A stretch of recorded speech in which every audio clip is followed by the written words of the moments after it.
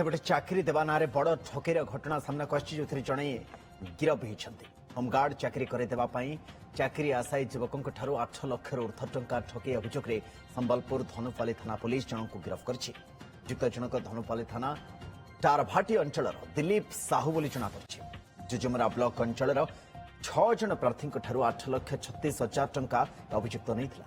तेबे होमगार्ड चाकरी लिखित परीक्षा फल बाहर पर भी नाम चयन तालिका नथिबारु प्रार्थी माने टंका मागिथिले किंतु दिलीप आउ से टंका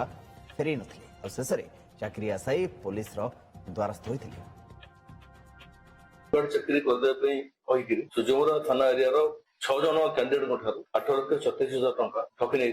जिते होमगार्ड रिजल्ट रिटर्न रिजल्ट बाहर से कैंडिडेट मानकर ना नथिला जहाँफल से टंका मागिले से टंका मना कले एफआईआर देला थाना एफआईआर देला धनपुर थाना case number 74/26 registration Dilip Kumar Sahu को गिरफ कर मोर पुलिस डिपार्टमेंट रे चिन्हा अच्छे जो होमगार्ड इंटरव्यू हम से मो कही तुमको पुष्करी भर्ती कर टंका लगे लोक पिला से भटकई इंड्यूस कर पैसा पाखापाखि 1 लाख पाखा पिला लक्षे 20 8,37,000 टोटल